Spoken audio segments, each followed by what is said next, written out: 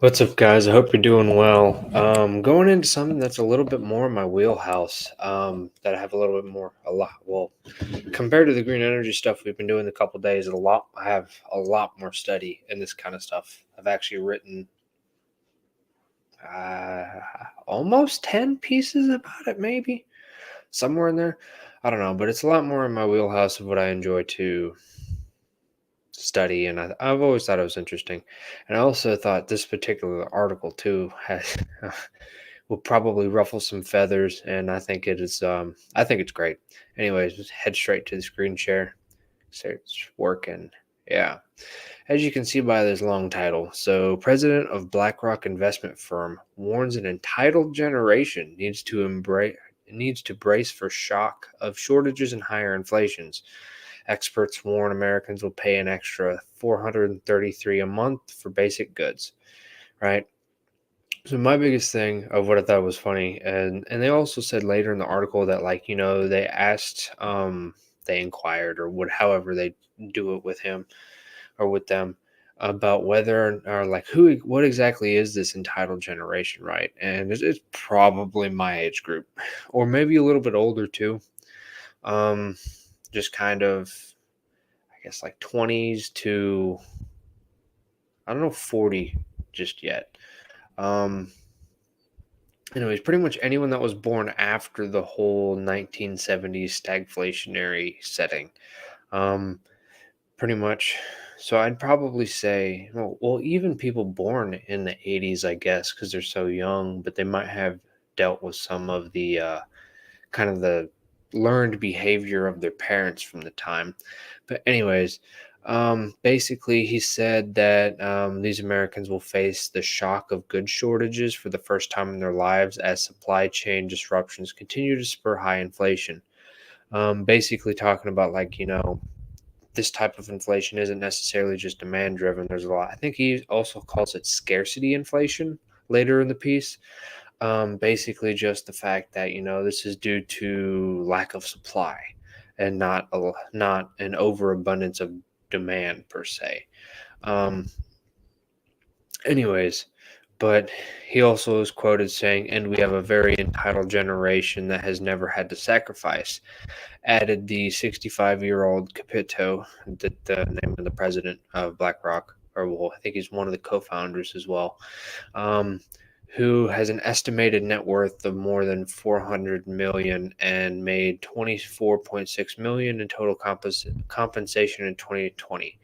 So I guess I don't really see the point in why they put that there, besides just the fact that maybe they're trying to be like, how dare he say they've never had to sacrifice when he's literally worth more than $400 million. But it's also like, I mean, he's the president of an investment firm. What do you expect?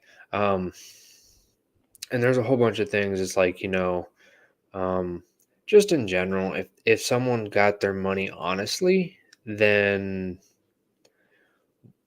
it doesn't matter, right? What morality is in there? I mean, they provided value to someone or to a bunch of people, obviously.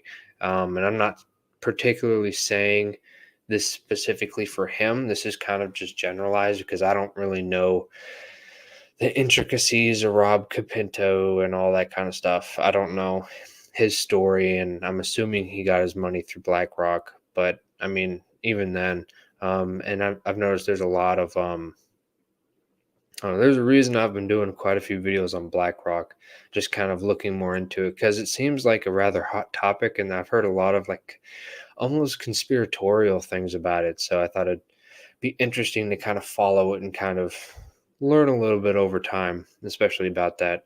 But anyways, I would put on your seatbelts because this is something that we haven't seen, said Capito, who blamed a shortage of workers, energy, and agricultural supplies for soaring scarcity inflation, right? Because it's a lack of supply that's causing a lot of it, or supply chain disruptions or whatever. And apparently, some economists at Bloomberg said the average American should budget over $5,000 for the entire year just for basic goods. And here, if this will cooperate, I love this one. this little bar chart because they projected inflation tax. They actually call it an inflation tax, and a lot of people don't, which it's really what it is. Because I mean, if you think about it, what causes this kind of inflation? Um,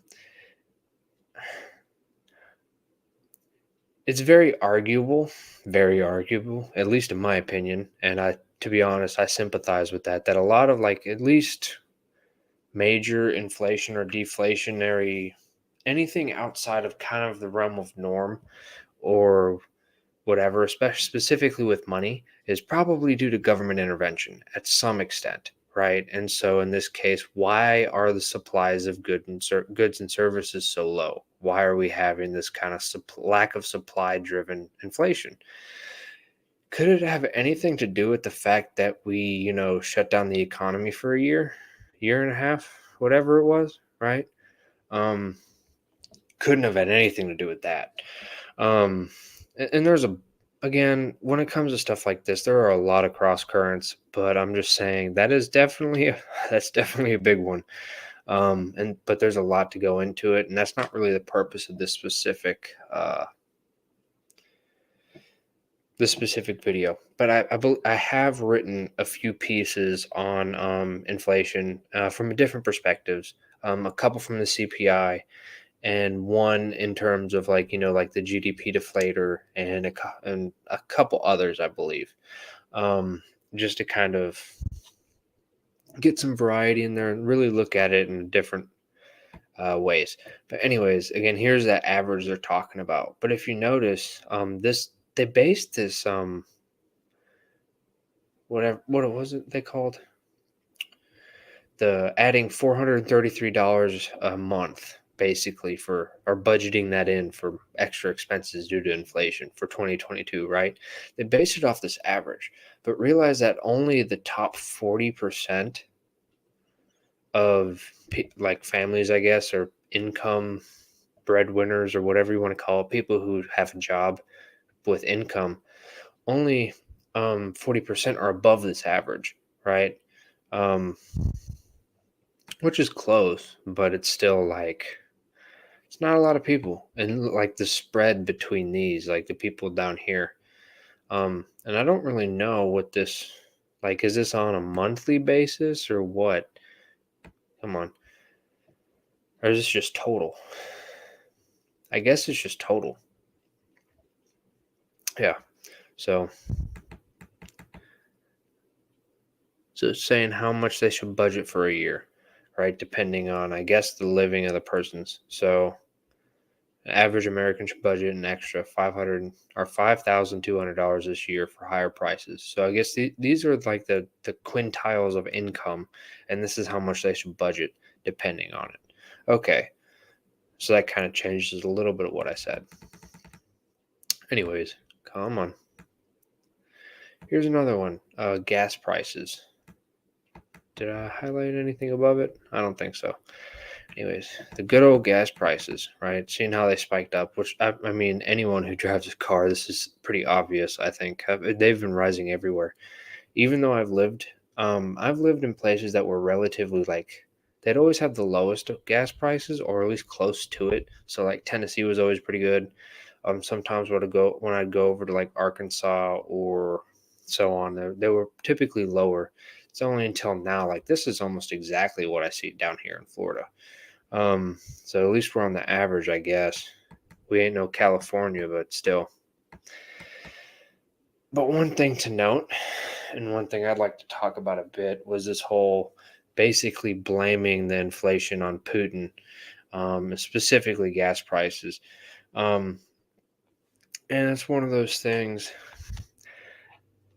I'm not going to claim to be an expert in the oil industry, but I do know that there is a big, like, yes, it would lead to a shortage. And yes, Russia is a major producer of oil, amongst other things.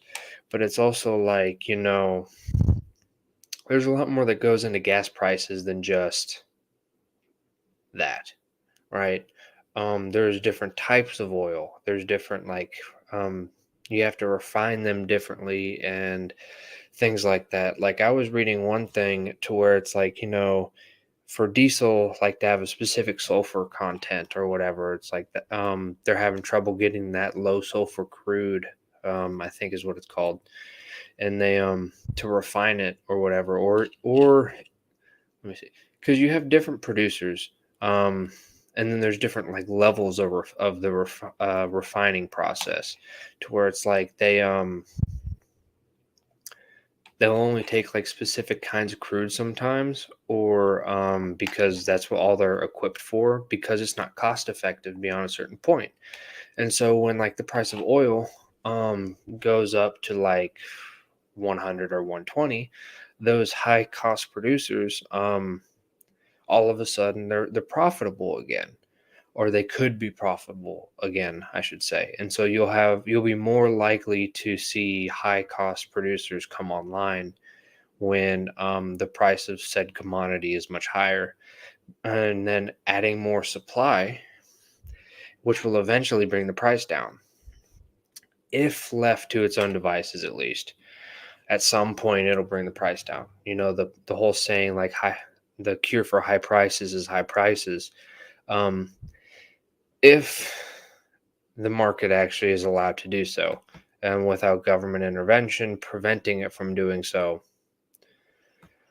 that's what it'll do. But anyways, another thing I want to say that I highlighted here is how the inflation has become the top political threat to Biden and other Democrats for the midterm elections. But inflation's political kryptonite for anyone. Like if you have like runaway inflation, no matter your party, no matter whatever, it's pretty much that is the like a surefire way not to get reelected. And I was reading, or no, I was listening to, I believe it was the last episode of Macro Voices on, let's see, I think it was released this March 31st, because they always release them on Thursdays, I think. But anyways, they were talking about how basically um, we were going to release a specific amount of oil from like the SPR, the Strategic Petroleum Reserve. So yeah, SPR. Um, on like a stupid amount or something like that, and for the next year or so, which just so happens to be along the lines of the midterm elections, right? To help bring the gas prices down. And like, if I remember correctly, like the sole reason for the strategic oil reserves was basically in case, I mean, we couldn't get oil from anywhere else in the world. Like if we were sanctioned from like some other government, or we were at war or whatever, but it was never meant for political uses, like purely political uses, like just to do it, just to bring the gas prices down. Um, but no, we're not gonna. You can't just let oil companies just, you know, produce more and stuff like that. Apparently, and this is me being sarcastic, not actually being whatever. But anyways, more on the inflation stuff. Kind of a graph by some. I don't really see a quote. They have a source thing, but it's covered by this thing. But I don't want to click on it because God knows where it'll take me. But yeah, 7.9% year over year for this past February. So it's heading back up there. Notice how they didn't do it before 1983, right? That's another thing. Specifically with data, one thing to really note is like the changes in axes, and pay attention to what shows. Because look at the Fred chart, or the chart for that comes from the St. Louis Federal Reserve for that economic data. It's the you'll see literally, like, I think it started, or it stopped in like 80 or 81. Anyway, like the whole stagflationary phase where we had like digit inflation and so on. It's literally right here. They just cut it off so that all you could see was this massive spike in the middle, right? So are on the far right. So it's like, oh, inflation's as high as it's ever been, but we're not actually looking at literally 5 years before this graph starts, and it's a couple percentage points higher. Of course, they did change the way it's measured multiple times, and so the whole CPI thing is pretty BS anyway. Just another chart giving actual data or whatever. So it says that U.S. economic growth is likely to slow sharply this year, particularly in the first 3 months of 2022. Sorry. After the government reported Wednesday that GDP grew at a healthy, revised annual pace of 6.9% in the final quarter of last year. That's still lower than the CPI. So does that mean real GDP is negative? Not necessarily, because consumer prices and the price or the purchasing power of a currency they're related, but they're not synonymous, I should say. It's kind of like the argument between if we say we'll get deflation from a financial standpoint, that doesn't necessarily mean consumer prices are going down. That just means asset prices are going down. And asset prices and consumer prices, they do have different factors at play. Some of them are similar, but not all of them. Like overnight bank lending and stuff like that will affect asset prices. Whereas, if, I mean, to think,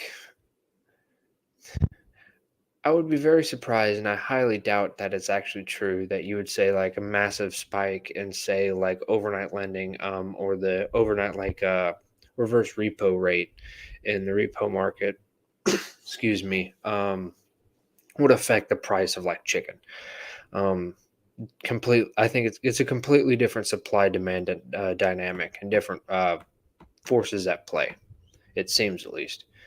So yeah. Anyways, that's the end of this one. Only reason I really showed this was because it had some decent graphics and such. I hate all the ads, and it's one of those things. If you look at my website or whatever, I purposefully put it to, yes, there's ads, but they're only a few, or at least there should only be a few. I've never actually dealt too much with those. I basically just on the Google ads bar or whatever, when I tried to put how much ads I want, I turned it down, because I always hate a bunch of ads on websites. They always piss me off. Anyways, that's all I got for this one. So I'll see you guys on the next.